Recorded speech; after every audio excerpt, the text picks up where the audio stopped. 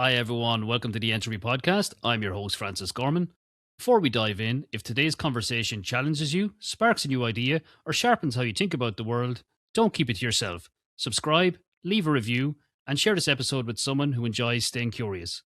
Today, I'm joined by Jonathan Aberman, an entrepreneur, investor, and innovation strategist best known as CEO and co founder of Hupside, a technology company focused on what it calls original intelligence, a framework and platform designed to measure, cultivate, and scale human originality in the age of artificial intelligence. Jonathan, it's lovely to have you here with me today. Well, it's lovely to be with you as well. Thank you for including me in your podcast. You're very welcome. And I have to say, I was intrigued with the concept of original intelligence. Can you talk to me a little bit about what that means for you or how you came across that concept and decided to do something with it? Well, so the backstory is I've been in the venture capital industry around software for about 25 years. And during that time, I've seen the emergence of machine learning. And I saw the beginnings of what now we're seeing in the world of Gen AI and agents.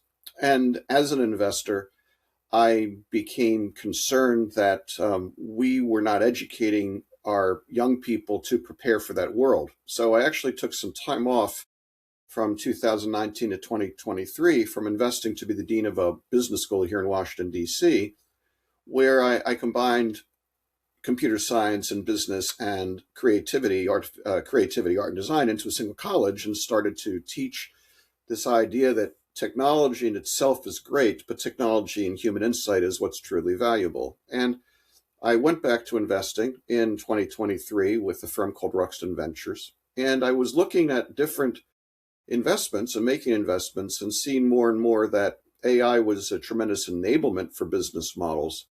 And it provided tremendous efficiency, but it was really starting to drive very, very hard against the idea that humans had something valuable that they could contribute. It was very much a technological solution rather than a holistic one. And while I was feeling that, I ran across a couple of scientists at two local universities here that had developed a technology to objectively identify when any output is demonstrably different from what you get from artificial intelligence baseline in a typical performance, i.e. when AI hallucinates. And I started to talk with them about AI's limitations, particularly around the idea of homogeneity and the homogenization of information. And what I realized was that they had stumbled into basically the holy grail for a post-AI world, which was how do you demonstrate where differentiation is going to come from in a world where knowledge becomes fungible? And that's really what the Hupside technology is all about. It is a brand new AI model that's proprietary and self-contained that objectively identifies when output is in fact original and novel and not the manifestation of what you would describe as the shared novelty of AI, truly unique. And that is, as I'm sure you know from other guests you've had on the show, the biggest challenge right now is now that we have Gen AI, what does it actually mean for business? And my hypothesis is that we have sort of forgotten Business School 101, which is that businesses mostly compete on differentiation. And we have lost track of the fact that humans are actually the source of differentiation, not Gen I. So that's how I came to the company and why I decided to stop investing in companies and to instead become the founder of this one. And here I am again, living the founder's dream. And I'm sure you'll ask me why I would choose that yet again, but it is an addiction, I suppose. I certainly will ask you about the founder journey, but you said something there about differentiation and companies needing to have their own kind of identity. And I see AI almost as a differentiation eroder. It's making everything the same. And I think the best example of this is LinkedIn. If you go on LinkedIn at the moment, all of the posts follow that same robotic text with the dashes in it, with the punchy line up front. nobody's standing out anymore. We're starting to blend into a sea of bots and generative AI. Is that going to become a real problem when companies start to kind of adopt AI at all the different levels of the enterprise without having that originality, that kind of edge, that differentiation factor to say we are unique, here is our value proposition? That's going to become a major Absolutely. problem. Yeah. Absolutely. This is the fundamental problem, and we already seen it play out, and it will continue to play out.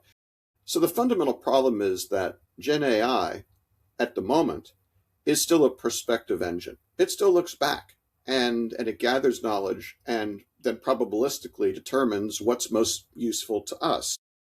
It doesn't have the ability to create true novelty because it's trained on, frankly, now it's being trained in its own output. So it's a self-referential echo chamber that's really, really effective at homogenizing and presenting information. Now, that in itself is not a good nor bad thing, it's a fact. The problem is that we are not being told or discussing the true limitations of AI today in a way that allows enterprises to deploy properly, meaning it's being presented like a technology solution similar to other technology solutions, but it's not. It's a new way to think. And the new way to think is to use AI as an adjunct to your individual creativity, not as a substitute. I use AI all the time. I'm sure you do too, but I use it in a very discriminating way. I use it as an assistant to help me create inferences, which I then use to create better output. And your AI example in LinkedIn is a perfect example. What is happening is today, people mostly are using Gen AI as a substitute for their own inference, as a substitute for their own judgment, and then falling into the groupthink that AI creates. That today is a huge problem for businesses because they are finding that their people are unable to take these tools and create differentiable output. We call it work slop. So the problem for today is AI transformation is failing to generate value add because it's not being presented in a way that actually brings people into the conversation and utilizes their originality. The bigger long-term problem that nobody's talking about, in my opinion, is that longer term, if businesses rely upon Gen AI, they will all become the same, right? Unless they either own their own Gen AI engine, or more likely, they pay a premium to get access to the Gen AI, because at some point, if we listen to our boffin friends on the West Coast, Gen AI will start to generate novelty, true novelty. So to me, big business now is on the fool's errand in a way where they are chasing and allowing themselves to become reliant on something that is sucking out the value add in their businesses long term, has the risk that they will have to pay a premium to get differentiation back from the people who own the large models. It's just it boggles my mind how, and I'm a business school professor. It boggles my mind that a group of people that are in charge of companies around the world who study business and strategy have somehow forgotten that efficiency is only one of two ways you create value. The other is differentiation, and that requires novelty. And novelty doesn't come from AI, which hence gets back to why I started this company, because somebody has to provide an economic value tool to evaluate and show where humans are valuable, and that's what Hupside does. It's a very interesting angle. It's one of my favorite books is Blue Ocean Strategy. I'm sure you're familiar with the context. And when I look at AI, I see a flood of red seas. You know, everyone is doing the same thing over and over again. As you said, it's regurgitating its own content at this point, and you know, it's becoming very visible. So I almost look at the perfection as painful in some ways now. So like when I see a spelling mistake, oh God, I think I said this before. I love a spelling mistake now because I know Mm-hmm. someone has actually taken the time to put that content in, and it's the human flaw is coming true. But you mentioned you're a dean in a college there Yeah, it was. Yes. in Ireland. I have a brother who he teaches and a couple of friends and teaching, and what I'm hearing from a lot of the teachers are they're using generative AI to kind of create the content. The kids are using generative AI to answer the content, and then you know teachers are using generative AI to correct the content. And to me, a self-fulfilling prophecy that when the next piece happens, the originality will already have been eroded because you won't have built up that muscle memory, that discipline, that pain of learning. Do you see a double-edged sword here where the next level of talent coming in to feed these companies is so reliant on the AI in and of itself that we have a problem with creative thinking, critical thinking, and originality from a human aspect?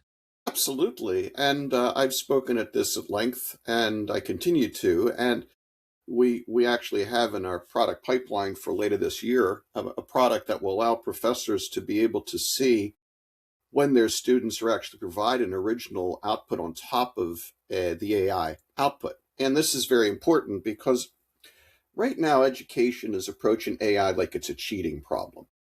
You know, that somehow if you can isolate the students in some way using blue books, oral exams, various things, you can somehow separate them from the tools and get at their natural ability and teach their natural ability.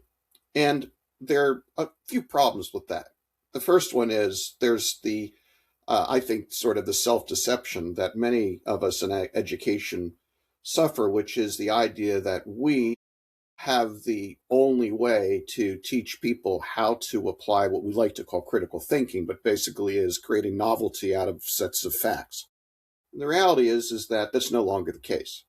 The artificial intelligence, Gen I, at scale, can be and is a tool for gathering knowledge and bringing inferences to the human that will allow the human to start out an analysis at a higher level. Then that means that to take the position that pure human thought is the likely best way to teach students is in itself not setting up for the world that we live in. That's number one. Number two, by treating AI as a cheating problem, I think that academics are not understanding that Gen AI is actually as addictive and not more addictive than social media. And the challenge that that creates is students fall into a very close doom loop where they rely on an AI and it reinforces. So to me, we have to reframe education. And instead of denying the existence of AI, we need to, in fact, understand it's available. And we need to start evaluating students on however they do it, whether they do it old school by reading texts and they never use AI, they use AI. What ultimately matters is, did you provide me with an insight that I couldn't have gotten out of Claude? Did you provide me an insight I couldn't have gotten out of GPT? And if the answer is no, then my question to you as a student is, what are you actually learning and why will you be employable?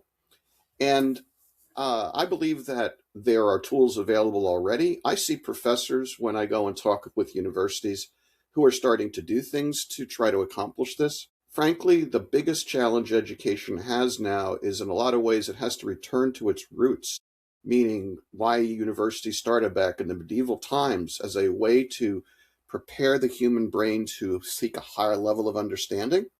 I think that they need to recommit themselves to that and understand that the challenge they have to overcome is the sameness of knowledge now. Sameness of knowledge. I like that. It is really interesting to me, and I often ask myself, if everyone is using AI to do the thing I need them to do I need the individual itself? And I would argue that you grapple do. with it. Listen, I think that the value stack in business, the value stack of a business today is IT at the bottom, cybersecurity next, Gen AI and agents next, and at the top is a layer of original intelligence. And the layer can be very, very thin in an agent environment where agents do a lot of the day-to-day lifting. But at the end of the day, some humans have to provide the value add of judgment and differentiation to satisfy a consumer, whether it's how you knit the agents together or how you deal with the irate people on the phone when the agents fail. And then if you take other roles like strategic roles, leadership roles, sales, and so forth, there's a large premium still on individual problem solving and coming up with new approaches. And so I think that original intelligence basically is now the part where businesses will find differentiation. One thing I do want to point out to you, though, just to make sure for our listeners, I'm not talking about originality like Van Gogh or Jimi Hendrix. What I'm talking about is that every one of us has within us the inherent desire to seek novelty, because that's how our brains work. We seek safety and we seek novelty. It's just a question of how we apply it. Some of us are like Van Gogh or Jimi Hendrix, are hugely, hugely, hugely expansive in how they use their originality.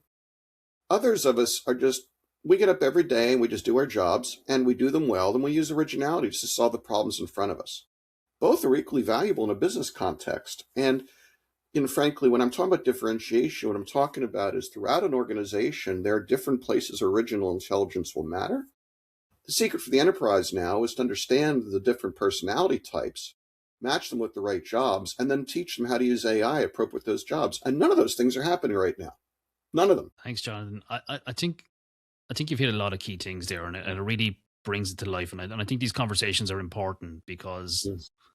there's a lot of fear out there. There's a lot of skepticism, but there's also a lot of opportunity. And I think businesses are going to have to recalibrate to an extent to potentially, as they get leaner, to make sure that there is individuals embedded at different layers that have that creativity, that have that curiosity, that want to look at the problem and maybe use the tools in front of them, which is the agentic or the generative or whatever flavor of artificial intelligence, to achieve that outcome.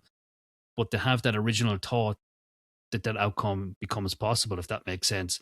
Do you think we're going to have to change how we hire and train individuals into our organizations? Without question. And I think we're going to need to change the presumption that the only businesses and activities that matter are technology led. So let me answer just the first.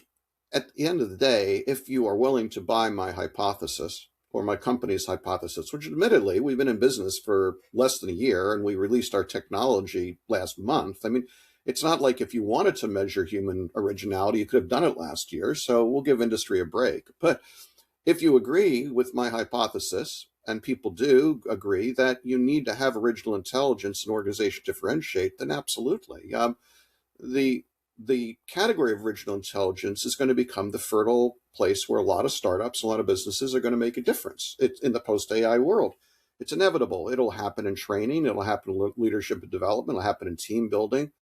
It'll happen everywhere because ultimately we will elevate human insight back into where it needs to be in the value chain, but in a different way. It won't be just, are you Leonardo? It will be, will you be able to work with Gen AI and do your job better, right? I think that that really is the most important thing for us to really keep a track on as we look at the economy going forward. Now, the second thing is, at the moment, we are in the world where we're thinking that the only human endeavors that provide economic value tend to be ones that touch technology. We tend to devalue artisanship. We tend to devalue really, really great carpenters and plumbers, or really, really great teachers. And it's just the way our society works. The comment you made earlier about spelling mistakes, I think is very telling. I believe that over time, true authenticity, originality, however it's manifest, is going to become something that people are going to want to consume, because as information gets commoditized, people are going to want to have something special. So I think there's going to be we may see a resurgence of artisanship and craftsmanship and guilds and human labor that is unanticipated right now, but could be a very large way that many people make their money over the next 25, 30, 50 years. Oh, yeah, I find that super fascinating now. The authentic approach that you can only get from hands on metal or timber or Yeah. whatever it is, creating something unique from an individual perspective that has flaws, has nuances, has been worked by someone, and you can attribute it back to a fully human, work life cycle. I think that is. I think you're right. To be honest, I think that is it. And I think people will probably also strive for locations where they get to detox from technology. These islands where you pay 5 grand a night to stay in with your Yeah. phone and laptop and iPad and digital assistant taken off you at the door are probably going to thrive in the next couple of years as well.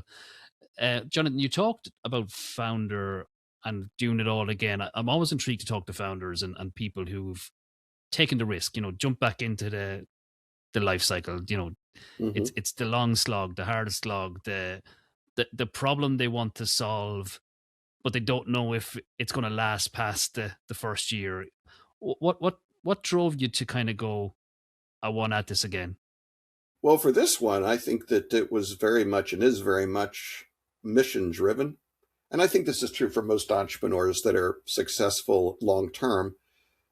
Entrepreneurs are mission driven, and sometimes it's a broad social mission, sometimes it's a narrow, I found something cool and I want to make money, but there's always a mission. And for me, having been involved in education as a professor of business, having been involved in policymaking and economic development, having been involved as an investor my entire career, I've done all those things sort of at once and had a journalist career on the side as well. To me, when I saw this technology, I felt like the most important thing I could do at this period of my life was to take a really good run at making sure that it was commercialized, because what Hupside does is it provides an economic argument for human labor in a knowledge worker economy post AI. I can point to data from our platform. If somebody is an assessed individual using our platform, I can point to that person and say that person has the capability of taking AI and creating something that you won't get without them. I can do that. I can point it to you, and it's demonstrable and it's irrebuttable. And so if you want to tell me that AI is the only thing that matters, I can tell you categorically, I'm not having this conversation with you as somebody who's socially aware, although I am. I'm in this conversation with you because you as a business want to make money. And this tool, this technology will allow you to know that if Francis takes this assessment and he comes out as somebody who's an expander, you can take that to the bank, that he's going to take those tools and he's going to create something that's going to blow your mind. Take it to the bank. And, you might say, well, Jonathan, how can you say that? And the answer is because there's years and years of research that shows that when people are demonstrably creative, remember, originality is the output of creativity. When they're demonstrably creative, they are prone to use tools better. They are much more tolerant of ambiguity. They are much more optimistic people. And fundamentally, they make things happen. So I looked at that and I said, I'm just not going to live in a world where technology and AI is deterministic of our society. I'm going to give people who want to make money an argument for why they're fools if they don't look at their people and train them based upon how they're situated to make them able to use AI better. Because if they do, they'll make more money. And then I've levered the playing field. So now if you want to talk about, regulation of AI, great. You want to talk about the social aspects of AI, great. They're big conversations need to be had. But let's level the playing field so we can just have a conversation about AI and humans on a level playing field.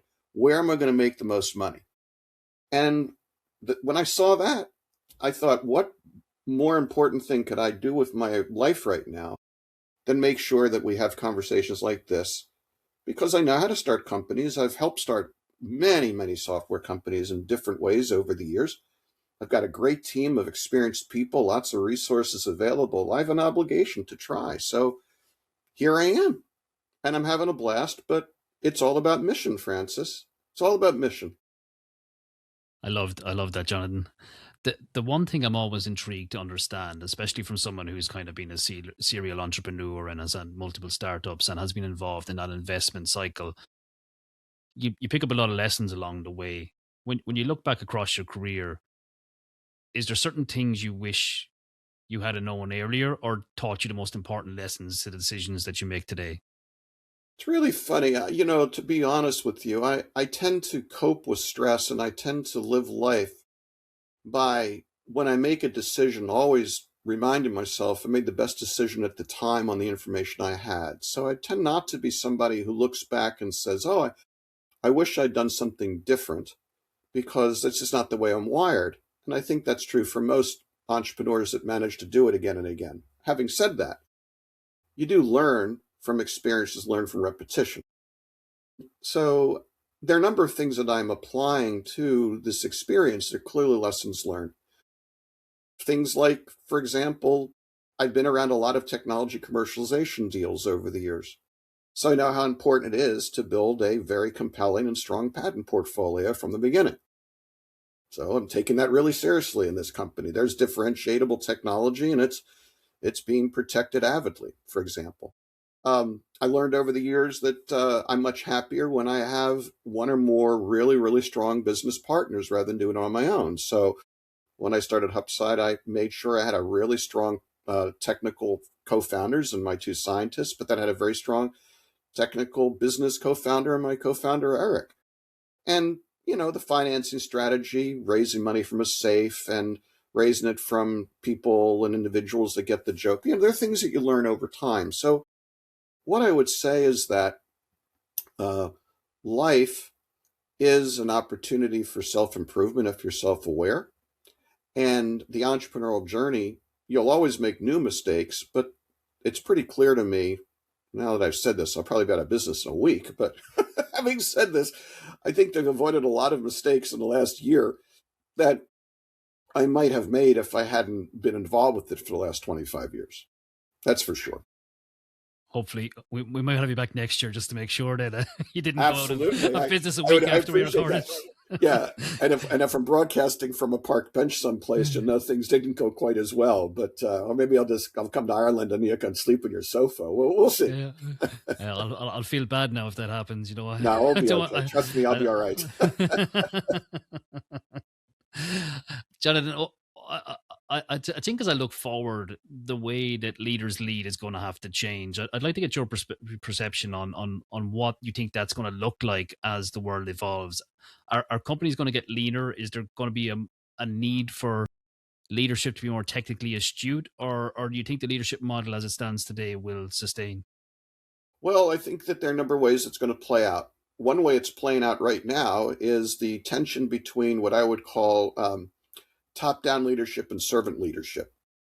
One of the hallmarks of the current model of AI innovation is it's fundamentally a top-down model when you cut through it all. It's very much command and control. And I think that you're seeing it play out with a lot of AI transformations looking more like the Hunger Games than anything else. Use this or I'll fire you. One of the interesting issues, and again, this is why I came back to technology, is I'm a servant leader, and I think that servant leaders like to have tools they can understand how their people can flourish. So there's going to be a tension, I believe, between people who look at AI as a technology solution and people look at AI as an enabler, the top-down versus servant leaders. My hypothesis is that over the years, it's been demonstrated that servant leader-led organizations tend to be more agile and tend to be better able to developing competitive advantage from value add. So I think that what Gen AI does is it creates a lot of efficiency, which results in the potential for smaller teams being able to do more things.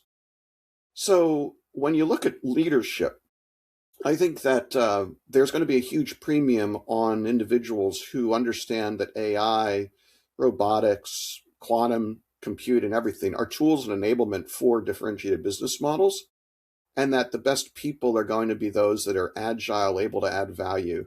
So servant leadership is going to become, I think, more important in the modern industry if we have differentiated companies. Do CEOs have to be technically aware? I certainly am technically aware. I'm the lead product designer right now for my company. I definitely have to understand how the models work and various things. Do I need to know how to use Claude to code? Do I need to understand exactly how the embedded and transformer models are working? No, I don't think so. I think that you have to understand the limitations of technology in order to be able to be a good leader for technology company. So to me, ultimately, a really good founder needs to understand his people, needs to understand the roles they fill, and ultimately needs to have below him or her a team of trusted folks that can manage the finance, operations, and technical side of the business, and then orchestrate it, which again comes back to servant leadership. To use the analogy of real football, I think that a CEO of a tech company needs to be a midfielder, not a striker. Like that as well. A couple of good ones in there I'm going to have to listen back to after this, and let's soak in a bit more.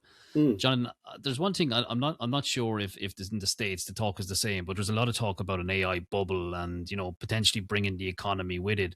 For someone who's obviously put your chips down in the AI game, I'm sure you have a take on this one. I absolutely do. I lived through the internet bubble. I was very much involved in that and the original commercialization of the web. So I saw that bubble firsthand. And I think it's very important to first of all say, are we on an AI bubble? Yes and no.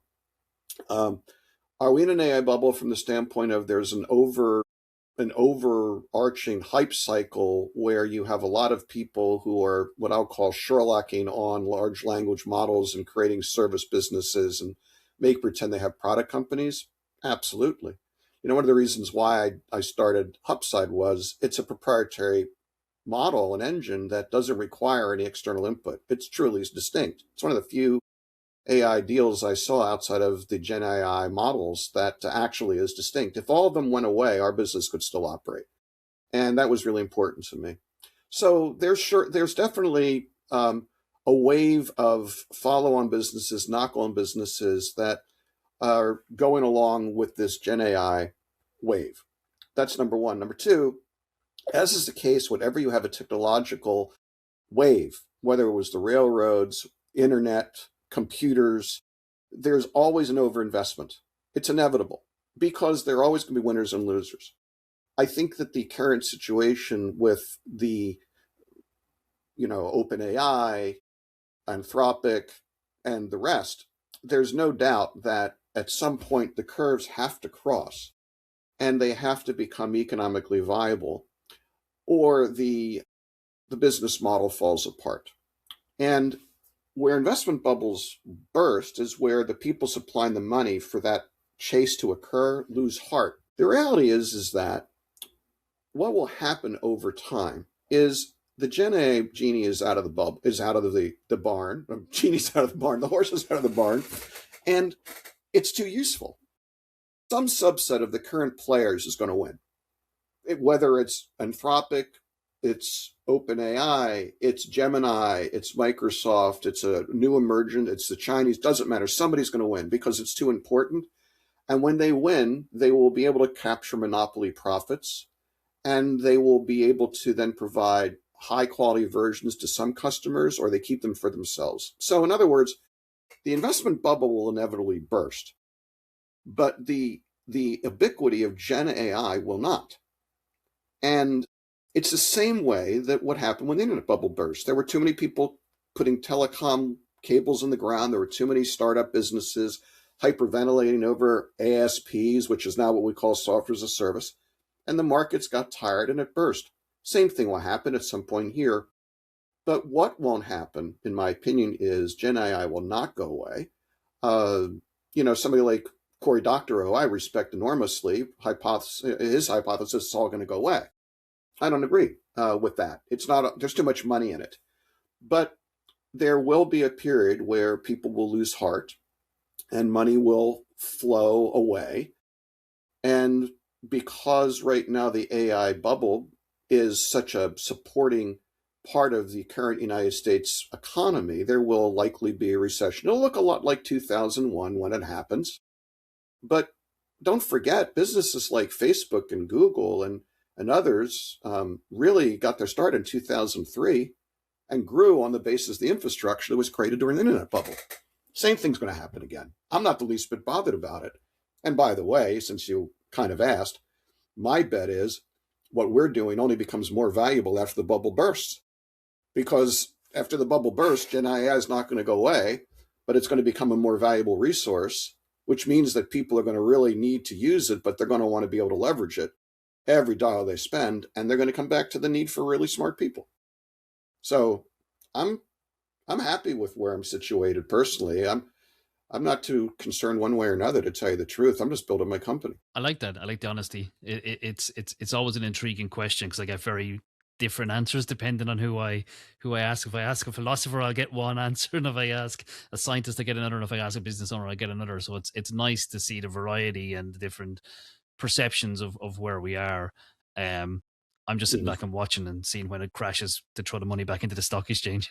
So I'm just So in the for what it's worth department, I am very bullish long term on the value of human insights. I'm very bullish long term on industries that are going to depend upon that. And frankly, I'm also very bullish on Europe because I think that the separation that's being caused right now, because the EU is taking a more um, holistic view on privacy and AI deployment, may find itself in a funny way better configured for this new methodology of really looking at human value add. I'm very optimistic about the EU as a market for a new kind of approach to AI. that's interesting. I think that, yeah, it's hard to know what way it's going to go at the moment. It does look like the US companies are driving the innovation, followed by China, or China's ahead, depending on where you look. It's all a little bit grey, and then Europe is trying to play catch up. But there's some very promising ventures and investments happening there. The last thing, John, I want to ask you about, and just because it seems to be coming more into the mainstream, the debate about the existential threat that AI may cause to humanity, and if you believe that's a possibility or if it's just hype. We've got a lot of people like Jeffrey Hilton and others on the stage kind of calling this out, that we need guardrails, we need to think about what we're doing, and we need to slow down. What camp Well, I are think you in? that, so first of all, I think that we are suffering from what I would describe as the Overton window. And if you've ever heard that phrase, it's the idea that basically you successfully frame a conversation so that issues that could be discussed never are. And for example, in the US, the idea that taxes must be cut, you know, that is, or government must shrink, that in itself is a successful shift in the Overton window. It's taxes don't have to be cut. Taxes could go up. Government services could be better, or they could be worse. Point is, the conversation on AI is very much framed as if technology is deterministic and left to its own devices, it will continue to improve, continue to improve, continue to improve, put people out of work, take away free will from people, and ultimately one day it will be omniscient and a god and it will discern everything for us. That's because the Overton window has been shifted, so AI is only looked at as a technology that's inevitable. It's not inevitable, it's a tool. So, in the first instance, if people are worried about the Armageddon of AI, why don't we first acknowledge that humans actually provide the value add? And by the way, humans actually can provide the oversight on whether or not a tool is used. Look, we've had nuclear weapons for a long time. I'm not glowing in the dark right now, and neither are you. So it just because the doomsday weapon exists doesn't mean it has to be used. So to me, yes, the concern that we get to a point where one day there is a model of Gen AI that is so competent and moves so fast, it can create tremendous mischief or bring down the system. It's 100% something we should be worried about. But by the way, we should be worried about quantum computing for the same reason. And by the way, we should be worried about killer robots for the same reason and climate change for the same reason. Existential threats exist because we as humans are not willing to acknowledge that technology isn't deterministic. It is just something that we apply. So to people who say AI should be regulated, that it should be looked at from the standpoint of ethical use and all those things, the answer is 100%. 100%. There should be choices being made. The deterministic view that AI should just continue to its, quote, logical conclusion is not true. But where I think I differ from the millennialists or the people that talk about the end of the world is that there's a whole bunch of stuff that could happen between now and then. And by just talking about the end of the world, you basically allowing the window to be shifted away from the issues that fundamentally matter, which is what are humans going to do before AI becomes our God, if in fact it ever does? And the answer is, as I'm discussing with you right now, there are a lot of answers to that question. And that's really, again, just coming back to the end. Look, at the at the end of the day, what we all care about, you care about doing the show, your job, and I care about mine, and everything that we do, humans want to matter. We are novelty-seeking engines, and ultimately we value our own novelty. And to live in a world where that isn't properly valued, I don't think is a world that anybody wants to live in. So let's have that discussion. I do like it, yeah. Humans need purpose. Absolutely. It is definitely an underlying need in our Maslow's hierarchy of needs: purpose, comfort, all of these things. Before we finish up, Jonathan, if you take an outlook over the next 2 years, where do you see this technology evolving to? We've had quite a shift in the last two. Well, if I have my way, 2 years from now, you're going to see a lot of companies leaning into their value proposition as the originality of their teams, and that they are going to be hiring and promoting and building teams based upon the originality competency. I think that is something that would provide a very strong narrative to push back on the idea that AI is deterministic, and it would make a big difference in a lot of places. So I'd like to see that happen. Putting aside my own self-interest and my company's self-interest, I think that the likelihood of a market adjustment or a market shock, or what you would call a burst of the bubble, I think is more likely than not. Whether it's because of geopolitical factors causing a change in capital flows, because there's too many conflicts going on, the tariffs in the United States really start to erode freedom of movement of technology. There are a lot of things that cause me to be concerned. So I think over the next couple of years, you're going to see a massive change in how people are looking at the Gen AI deployment. Having said that, I think that the 2 years after that are going to be unbelievably exciting, as they were from, say, 2003 to 2006 after the internet bubble burst.